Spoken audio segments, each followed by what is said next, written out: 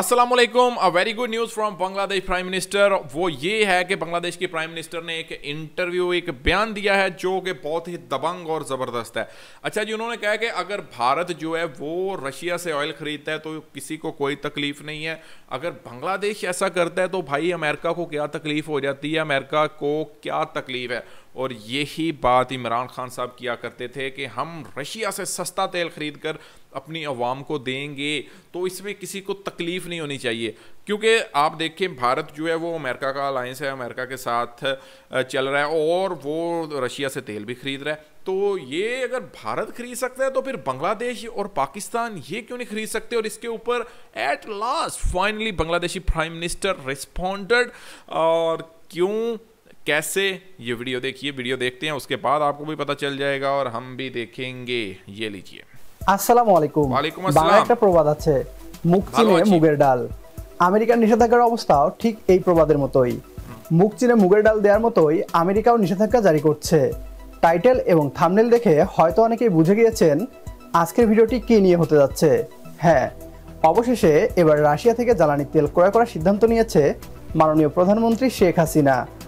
কিভাবে বাংলাদেশ আমেরিকার নিষেধাজ্ঞাকে পাত্তা না দিয়ে তেল ক্রয় করতে যাচ্ছে, বাংলাদেশের এই সিদ্ধান্ত কিভাবে ভারত ও আমেরিকাকে বিপদে ফেলে দিবে, কেন আমরা বলছি বাংলাদেশের এই সিদ্ধান্ত আমেরিকান দম্ভকে গুড়িয়ে দিতে যাচ্ছে, আপনার এই সকল প্রশ্নের উত্তর জানাবো বিডিটিউবের আজকের এই ভিডিওতে।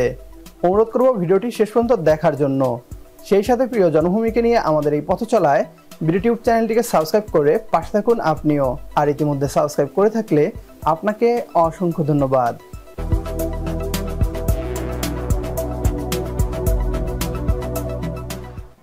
ইউক্রেনের রুশ সেনাবাহিনীর হামলার পর আমেরিকা সহ পশ্চিমা দেশগুলো রাশিয়ার উপর আরোপ করে কঠোর নিষেধাজ্ঞা। তখন আমেরিকা বিশ্বকে সাফ জানিয়ে দেয়, যদি কোনো দেশ আমেরিকার নিষেধাজ্ঞাকে বাইপাস করে রাশিয়া থেকে জ্বালানি তেল ক্রয় করে তাহলে সেই দেশকেও পড়তে হবে আমেরিকার নিষেধাজ্ঞার কবলে। আমেরিকার এই নিষেধাজ্ঞার ফলে আন্তর্জাতিক বাজারে প্রতি ব্যারেল জ্বালানি তেলের দাম $100 উপর চলে যায়। বাংলাদেশের মতো ছোট দেশগুলো আমেরিকার নিষেধাজ্ঞাকে মেনে রাশিয়া থেকে তেল ক্রয় থেকে বিরত থাকলেও ভারত, সৌদি আরব, জার্মানি সহ ইউরোপীয় ইউনিয়নের অনেক দেশই রাশিয়া থেকে লাগাতার জ্বালানি তেল ক্রয় করে যাচ্ছে। এখানেই দেখা যায় আমেরিকার নিষেধাজ্ঞার আসল রূপ। মুখ চিনে মুগের ডালের মতো বিশ্বকে অবাক করে আমেরিকা এই দেশগুলোর উপর রুশ তেল ক্রয় করার অপরাধে কোনো নিষেধাজ্ঞা আরোপ করছে না।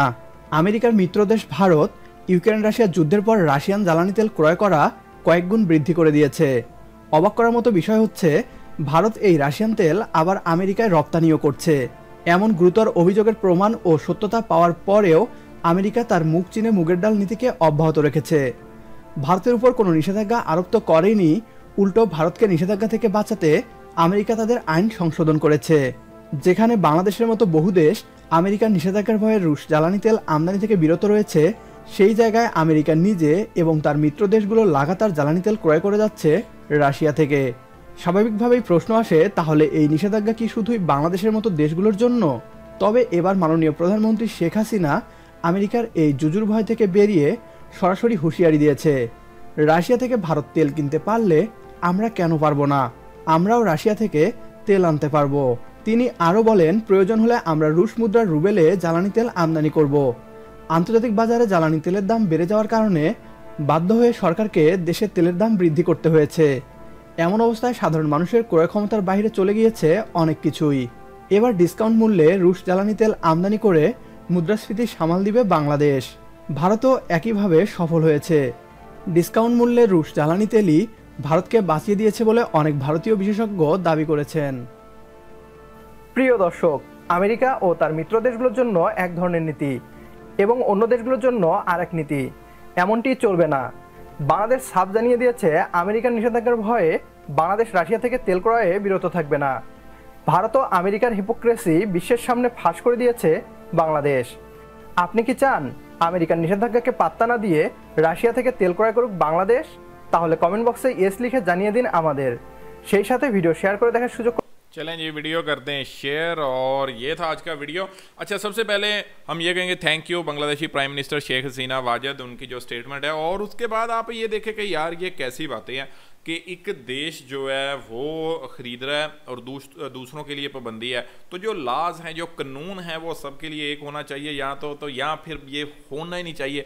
हर देश की अपनी मर्ज़ी है यार, हर देश अपनी मर्ज़ी से जिससे के साथ उसको जहाँ से चीज़ सस्ती पड़ती है, अब आप हैं या हम हैं या कोई भी है, एनीबॉडी एल्स, आप ये देखें कि वो जब मार्केट में जाता है तो वो ये देखता है कि यार यहाँ से चीज़ सस्ती मिल रही है तो वो वहाँ जाएगा। एक जगह से महंगी मिल रही है, कॉस्टली है, वो ज़्यादा उसका मार्जिन ज़्यादा, कॉस्ट ज़्यादा आ रही है। एक ही चीज़ है, एक चीज़ आपको वहाँ से सस्ती अवेलेबल है और दूसरी जगह पर कॉस्टली है, तो क्यों हम कॉस्टली की तरफ जाएं? तो यही बात जो है ये पता नहीं समझ से बाहर है कि भाई अगर आपने ठीक है एक इंटरनेशनल लॉ है, आपने कानून है, सब देश जो है उसको फॉलो कर रहे हैं, तो फिर इंडिया क्यों खरीद रहा है भाई उनसे? उसके ऊपर भी पाबंदी होनी चाहिए। अगर वो खरीद रहा है तो फिर पाकिस्तान या बांग्लादेश ये क्यों नहीं भाई? तो ये चीज़ें जो हैं ये सोचने की ज़रूरत है। आपने की मोनी करे, आप क्या सोच रहे हैं इस वीडियो के बारे में? कमेंट बिलो और कमेंट ज़रूर कीजिएगा। मिलते हैं नेक्स्ट वीडियो में, रखिए अपना बहुत सारा ख्याल। गुड बाय, अल्लाह हाफिज़।